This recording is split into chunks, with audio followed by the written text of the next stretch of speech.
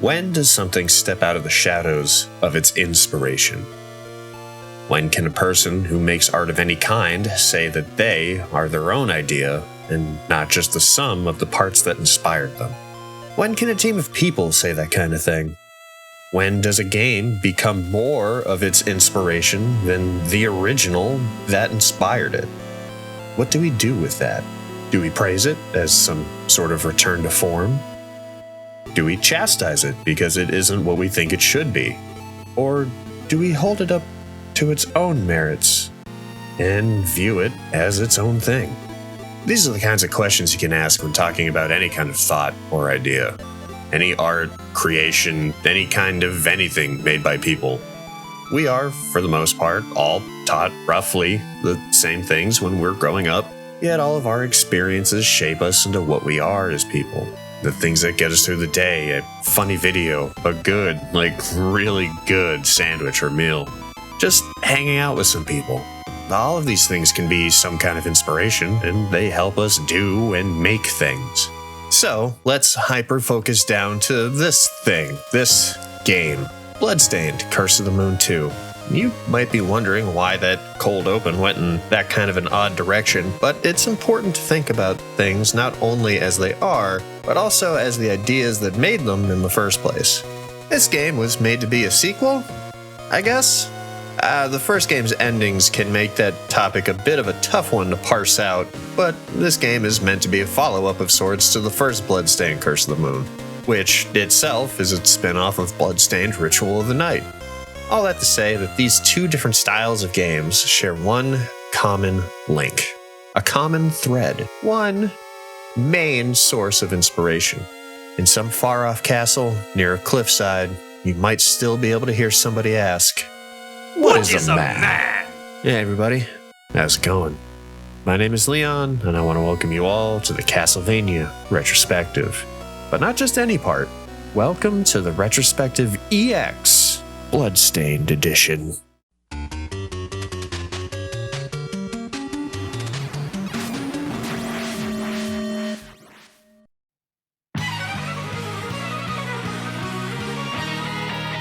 Bloodstained.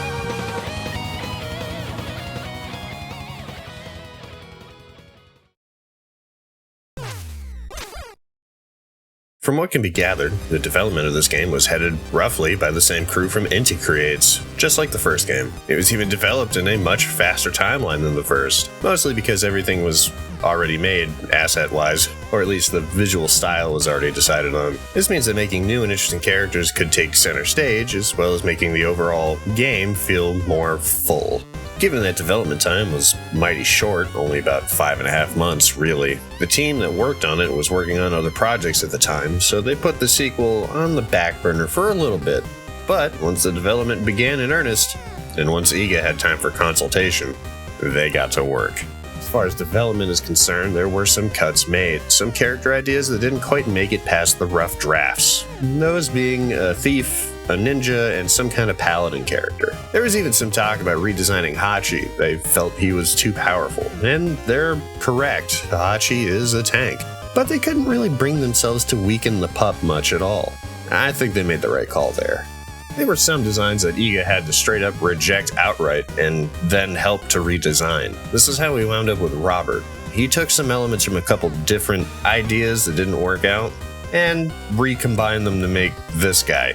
Co-op was also added to the game, but only on a local level, which is fine. I don't have any issues with that, really. It's honestly a little more befitting to the NES theming anyway. Once the mainline work of making new characters was finished, the work on the plot began. We'll cover that soon, but they made a game that was going to be tough to top. There is some speculation that perhaps a third title is being considered, but seeing as how this game can end, it may or may not happen. As far as overall reception of the title is concerned, it has an overall B to B+ like score. Many people like the homage to the NES days, citing the pixels and overall Nintendo hard feel as positives for the game. They also felt that the addition of casual mode and co-op options could help players of all skill levels get through the game. All in all, it's a solid effort from Inti Creates that surpasses the original in basically every regard. Alright, there's a lot to cover here, some of which I'm gonna skip over, not because I'm lazy or anything, but because of how this game is in relation to the first, Curse of the Moon. Being that it's a sequel, many of the key factors remain the same, albeit with some minor tweaks and improvements. To lay it out simply, this game is a hard-as-nails 2D action side-scroller. That said, however, it has some very nice options for any player at any skill level. You can see this right away when starting up a new file. It'll ask what mode you want to play on. Veteran has knockback when hit by foes, limited lives, and while it doesn't really mention it, it has fewer health and weapon drops from defeated enemies. There's also a casual mode that has more item drops and no knockback, as well as having higher attack and defense for the characters. This makes the game pretty easy to get through.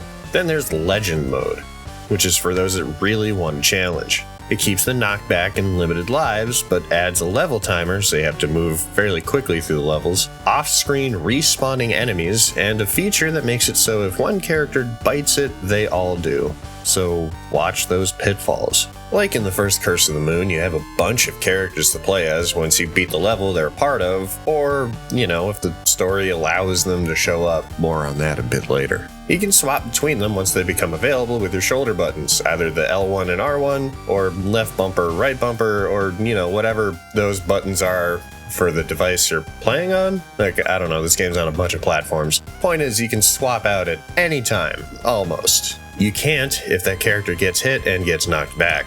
Otherwise, though, it's fair game. The swap is accompanied by a little noise and a small little character animation. It's kinda neat. There are multicolored candles in the levels. The orange-ish ones are points and weapon energy pickups. The blue ones have sub-weapon pickups for each character. Then there are the red ones with the health pickups. And lastly, specialty candles. These always have a specific power-up for one of two characters, and they show up as either yellow or green. Keep an eye out for those. Alright, with some of the housekeeping done, let's talk characters. This game has a bunch. The main character continues to be Zangetsu. He hasn't changed much from the first Curse of the Moon game, but let's go over him real quick. He's got pretty good base health, a short but quick attack that deals pretty decent damage, and this gets upgraded in a later level to allow for a 3-hit combo, and improved sub-weapons, and a jumping attack.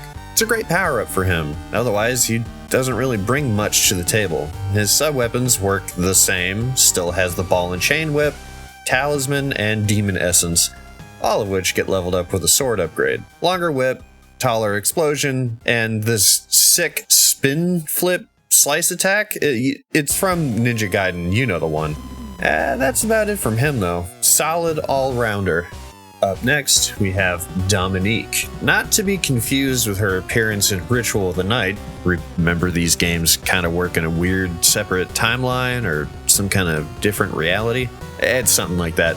At any rate, she is a completely different person in this game. She uses a spear and has a high jump. She has next to no health, just barely having more than the next character. The spear gives her great long-range fighting on both a horizontal and vertical plane. She can use her spear to pogo off enemies and objects alike. Her sub-weapons serve a few purposes. She might have the most out of all the characters, actually. She acts like a healer in some respects and a straight-up combat mage in others. Lots of variety in her kit. Her base sub-weapon is a healing seed pod. You can launch it out and it grows a little stem and has a little health pickup in it. It's more than a small heart from some of the lanterns, but less than a big heart you might find. She has this tornado spell that hits multiple targets but flies pretty much straight up after a small horizontal cast. Good for clearing out hive enemy types. She also has a ball lightning spell that travels up. When it hits the ceiling, it splits and travels along the top until it goes off screen. If you're quick enough, you can travel with it, and it does, well, it clears out more. so that's fun. And that would be all, except it's not. You can come across this weapon, but it's more like a traversal tool than anything. She manifests a big spear and does a vault-like move to get large vertical space and movement very quickly. It's very useful in the right areas of the game, but as Billy Mays used to say, that's not all. She has one more spell, and it's pretty great. Every now and then you'll come across this lantern, and in it is this rainbow shard. It has the power to heal all party members and even revive downed characters. The only downside is it's got a very long cast time, but if you manage to pull that off mid-battle, nice. Next up, we have Robert. He is the sniper, and he's also just a touch aggressive, to say the least. Like, geez, man, right off the bat, he doesn't care for much of anyone except himself. And, maybe Zangetsu. Even this dog he doesn't like right away. Dude needs to chill. Anyway, he uses guns. That's kind of like his deal. He can be very useful when used correctly. Being able to shoot things that are forever away is a very powerful ability for a game like this. So how do they even that out? By making his reload take basically a year. Alright, not really, but his rate of fire is incredibly slow. It's an overall decent trade for the attack distance he has. His shot can travel the whole screen distance and then some if you do the jump attack method, which really is the only way you should be attacking. His damage isn't the best though.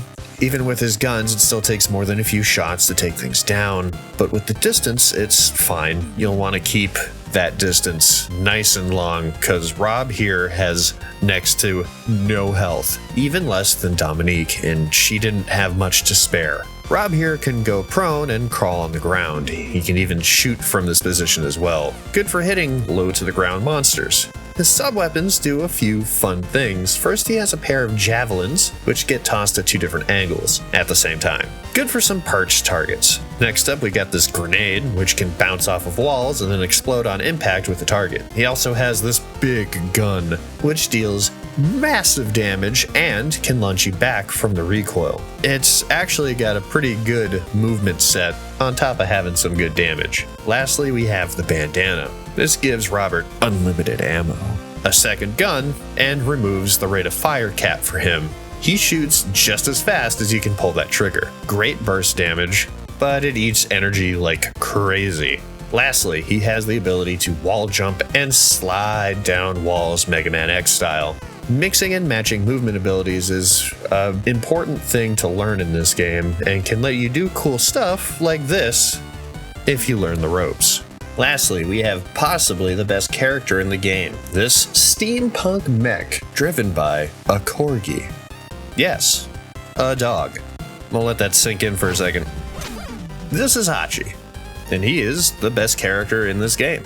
Is part of that because he's a dog? Yes, but it's also in part due to the abilities that Hachi brings to the table. Firstly, being that he is such a huge mech, he takes next to no knockback when hit by foes. So, if you're playing on veteran difficulty, this big guy is a good one to keep up front. On top of that, he has a massive health bar, keeping in line with the main tank theme that Hachi has. Hachi has no sub-weapons. Like Jeeble before him, he only gains extra weapon energy when destroying the blue candles. Funnily enough, it's only 3 little jars instead of the 5 it used to be. They kinda nerfed that a little bit.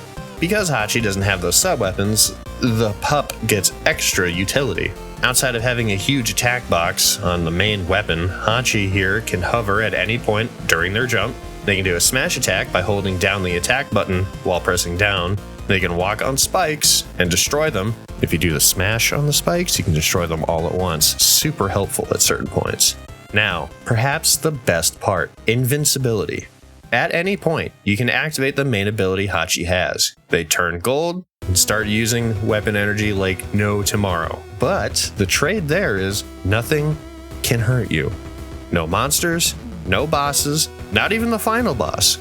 Nothing. Except pits. Pits will still take you down. You can stack this with Zangetsu's Demon Essence and add a little more damage to Hachi's punch. Worth it in some instances. Oh, and you don't slide on ice, and wind doesn't really affect him much. So, he's just the best. Like in the first game, this one has multiple paths to travel down at any point in the level. Some will require certain teammates, and some, even with a full party, seem suspiciously out of reach for some reason. In each level, there can be a hidden pickup, either a weapon energy upgrade or a health upgrade or some kind of upgrade. They're almost never out of reach when going into an area that has them, unless you lack the characters that are needed to get to them. But even then, with some clever mobility, you can still get things and get to places you might not think to try. That's not all. There be secrets. But I'll save that for a bit later, as it deals in story spoilers. Hey there, real quick, if you made it this far in, how about you do me a favor and do the YouTube stuff, huh? Likes, subs, comments, maybe share this around some? I would appreciate it. Thanks, everybody. Alright, let's get back to it. This game does everything the first Curse of the Moon does, but somehow manages to make it even better. This feels like what the devs wanted to make the first go-around, but because the first game was a Kickstarter bonus, essentially, it was limited in its scope just a touch. Not here. This game brings that 8-bit aesthetic and sets it to maximum. Is any of this possible on the original NES? No, certainly not. There's way too much happening here. Parallax scrolling, multiple sound channels, no sprite flicker or slowdown. This game is bright and colorful and runs so smoothly. Even the character swap, a feature from Castlevania 3, is so fast you can, and likely will, skip over the character you meant to swap to. Having 4 ready to swap to on a moment's notice is fantastic, and a huge step above the second character from Castlevania 3 that you got to have. The size and scope of a good chunk of the bosses in this title are outrageous, easily taking up the whole screen with very detailed backgrounds. Things the NES could do, but not easily, and with pretty large downsides. Big empty black voids for backgrounds, anyone? If they wanted to make a game that feels like what it looked like back on the NES, then they nailed it. This game, and others like it, drip with NES nostalgia, and that's kind of the point. This game was made to feel like what we remember these games being like.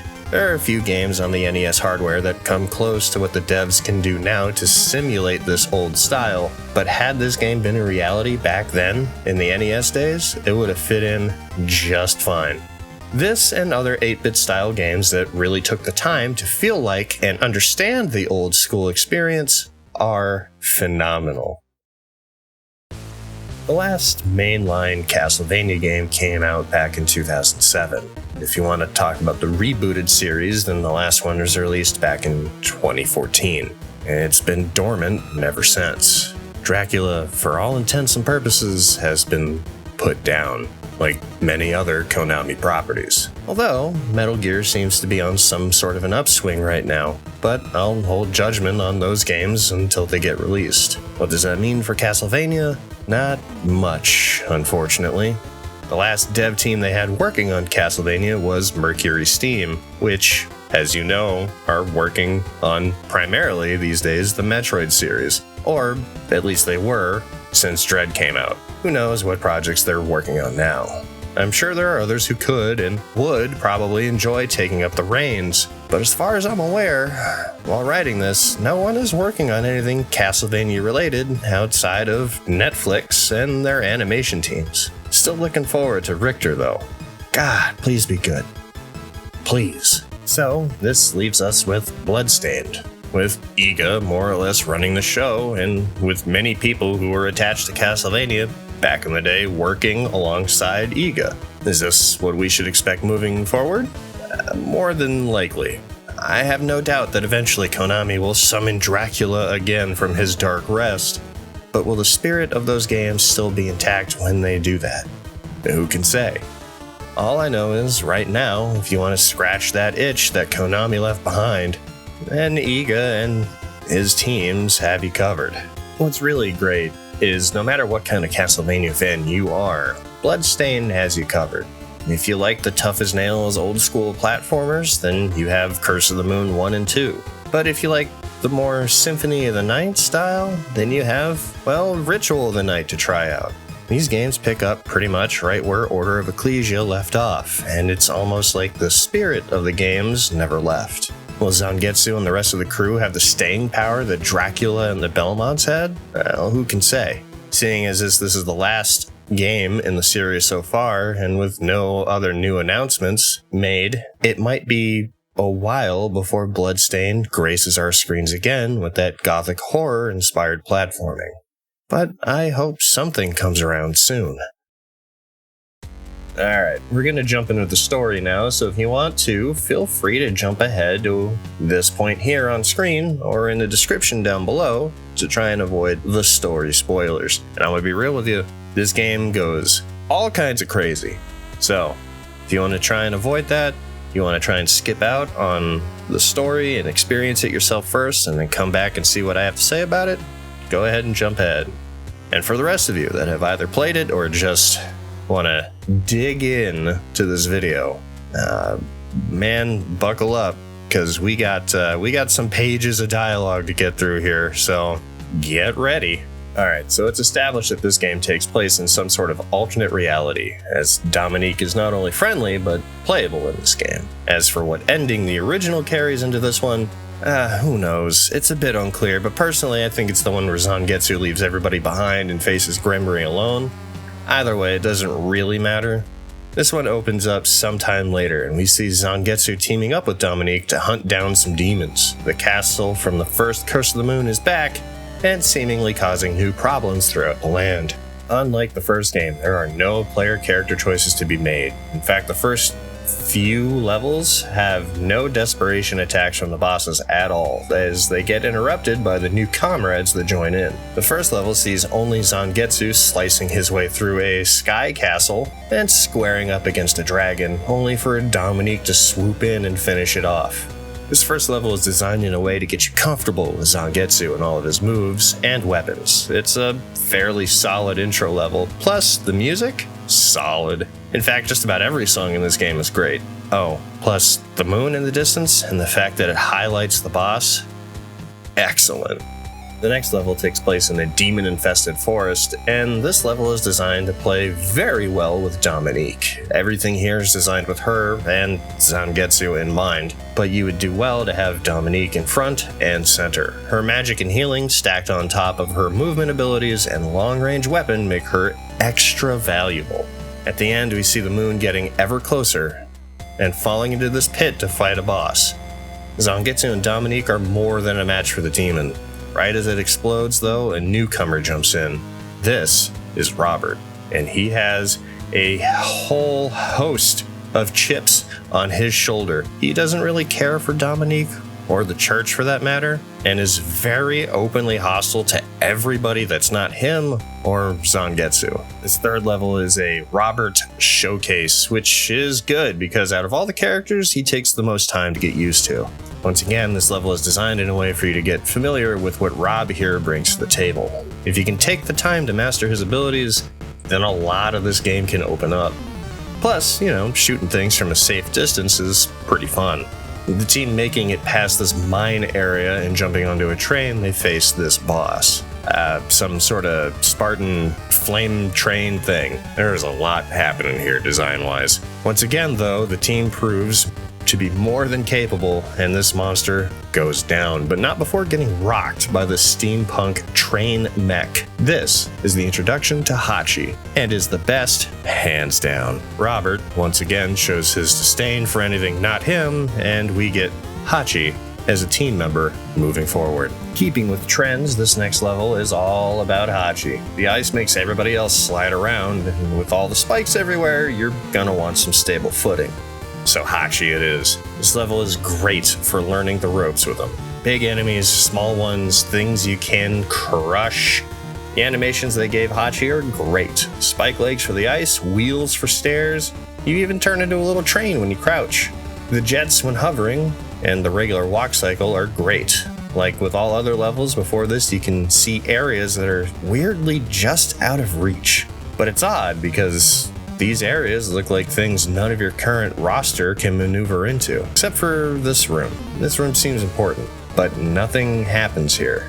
Oh well, better keep moving. This boss is Hachi all day. The waves can be eaten by the invincibility, and the spikes can be crushed. This mermaid demon thing stands no chance. When defeated, she drops a weapon upgrade for Zangetsu, the Soul Eraser. This blade allows for a 3-hit combo and improves all the sub-weapons. None more fun than the Demon Essence. It allows for a spin jump attack, and it deals insane damage. I hope you managed to get pretty comfortable with everyone.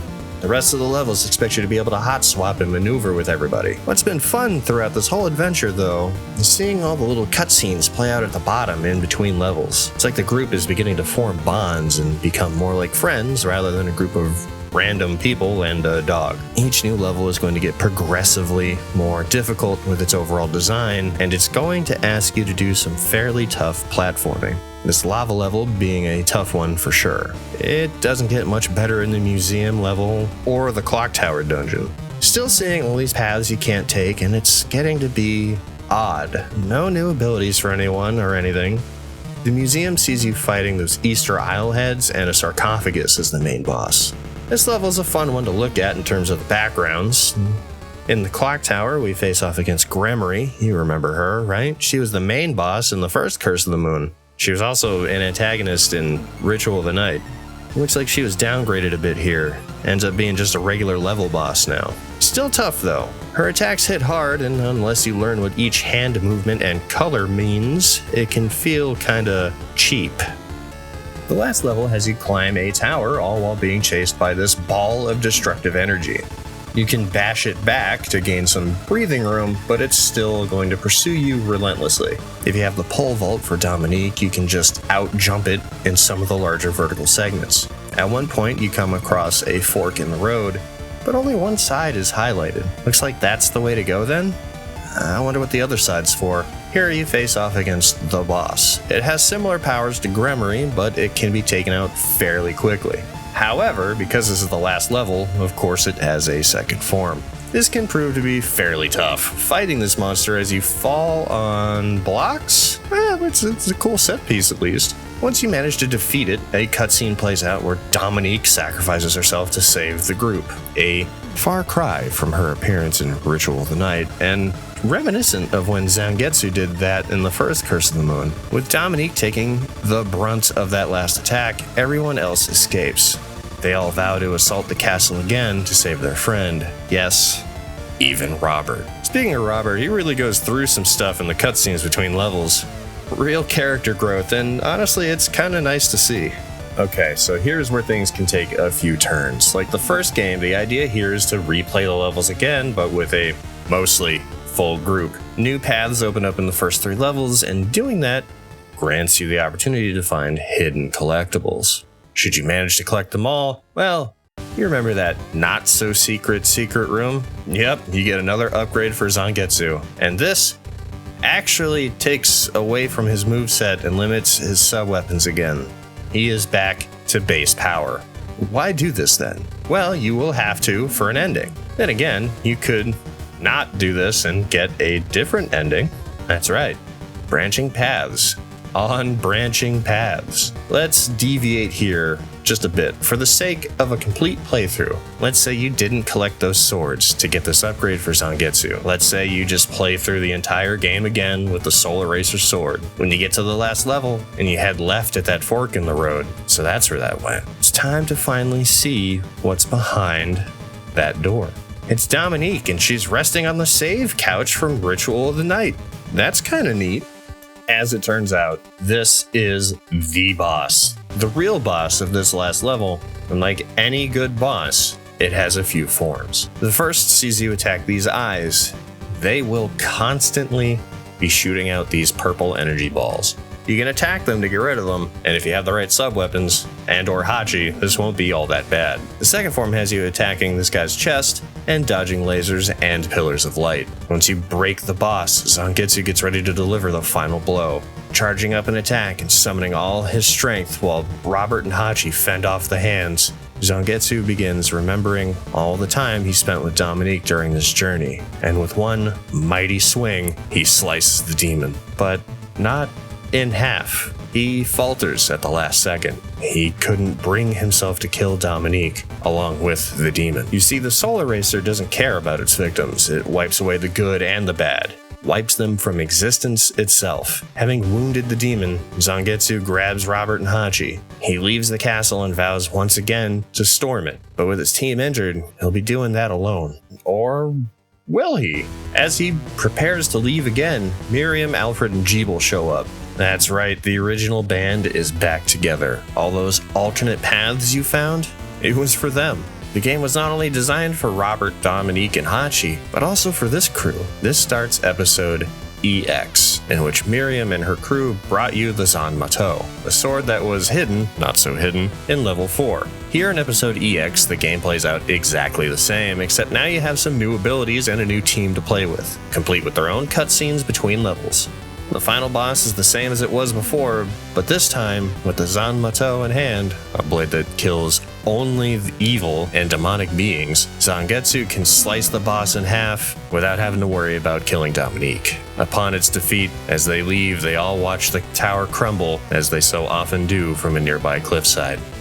Now let's say you did collect the Zanmato in your first episode 2 playthrough. Then the game plays out the exact same way, leading up to Zangetsu slicing the demon in half. No hesitation here. You save Dominique and the party escapes. Dominique tells everybody about a plan the demons are coming up with.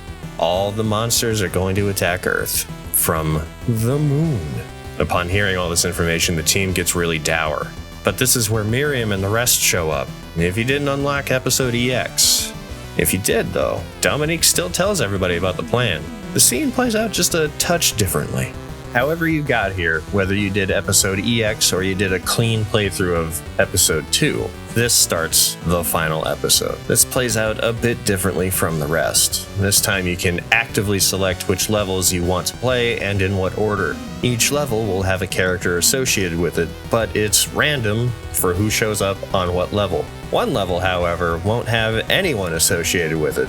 The goal here is to go into each level and clear it, finding a ship part from each boss. You can leave at any point in a level to try another one, and you can go to face the final boss at any point so long as you clear at least one level. This is important as this can lead to certain endings. Once you clear out every level and collect all the parts, or if you only clear the level that has no one associated with it, i.e. the Zangetsu only level, then you can leave. The steampunk rocket ship takes off and the game becomes something else entirely for a solid 5-ish minutes. The game swaps genres real quick and becomes a vertical shooter. It's one of the best sequences in the game. Whether you fly with a full crew or decide this is a solo act, eventually you land on the surface of the moon. Don't ask how they can breathe, it's game logic, alright? This level can be kinda tough. It's meant to test you and everything you can do, especially if you go solo. It will absolutely test your ability to play as Zangetsu. On the plus side, the game uses moon physics, so everybody will jump higher and float a bit on the way down. But that also applies to the knockback, so be extra careful near pits. This is the true final boss. This faceless abomination with some jade rabbit heads is a tough one. If you go solo, this fight plays out in a much different fashion. We'll get to that in a bit. Let's focus on the group fight for now. Using everyone to the best of your ability, you attack the face. Attacking the rabbit heads isn't strictly necessary, but doing that takes them out of the fight for a bit, and I'd recommend doing that. Once the demon's last bit of life vanishes from the bar, the whole team unleashes everything they have, and Zangetsu goes full trunks and slices this demon to nothing but chunks. Then it gets vaporized. A team stands on the surface of the moon, gazing at the Earth, surrounding a space campfire. I don't know where they got the oxygen to burn the wood. They're gonna let it slide. It's game logic. Now let's rewind this a little bit.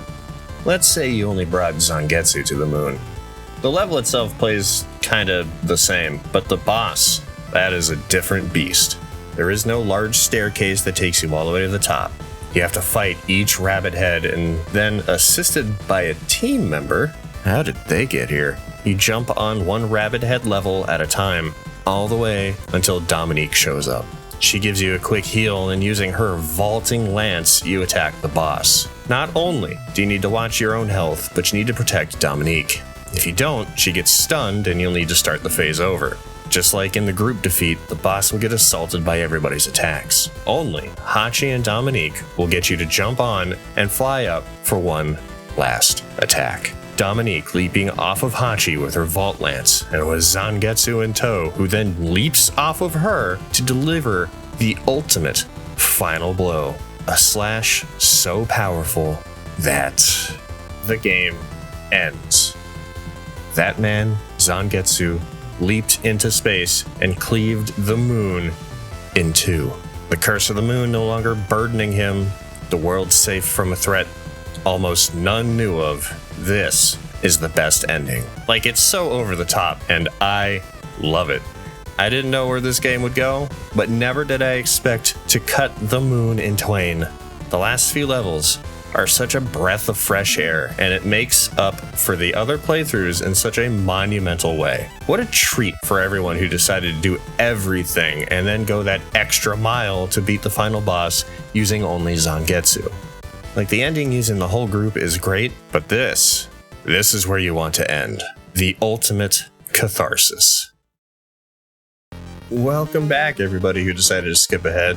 At some point, I hope you do go back and watch the whole story segment when you feel ready for it. There is so much that can happen in this game, it might surprise you. There's a good chance you might have missed a thing or two. This game is something else. It brings the old school NES difficulty to a new, more approachable height. I guarantee no other game plays quite like this one. There aren't very many NES-style Castlevania-likes out there. Plenty of Metroidvanias, but not anything quite like this. I encourage you all to give it a shot. Even if you don't think you can handle the veteran difficulty, try casual style. I promise you'll be able to clear the game using that, and to top that off, none of the game's achievements or trophies are locked behind any difficulty. So, if you like to achievement hunt, or play things to 100%, you can do that fairly easily with this game. Add on top of that, the near limitless ways to play and the paths to take, and you could be slaying 8-bit demons for hours or days. Each playthrough unlocks something new, either a new chapter to play,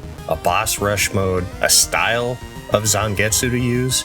That's right, a style of Zangetsu. You thought it just ended at, like, the difficulty settings? Casual, veteran, or legend? No. You can have static Zangetsu, where you don't get any power-ups, your abilities never change. You can get the normal Zangetsu, where eventually you'll get the power-ups and your attacks will change. Or you can do ultimate Zangetsu, in which you always are full power. So, just in case you needed that little extra oomph to get you through some of the story bits in this game, it's got you covered. You can tack that on to any other playstyle. You can do an ultimate Zangetsu on casual mode. You can do a static Zangetsu on legend mode. It's insane. There's also single character modes. It's packed to the brim with replayability in mind. I don't really give out must-play status to much, really, but Bloodstained, in all of its forms, earns that level from me. If you like Castlevania even a little, then you owe it to yourself to play these games. Try them all. They go on sale pretty regularly and can be picked up for around $20 to $30 for all of them. It's 100% worth it.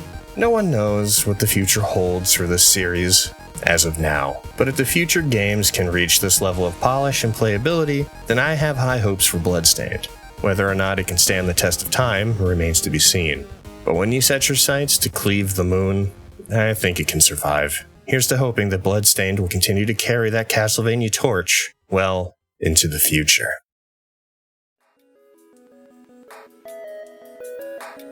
It's end card time.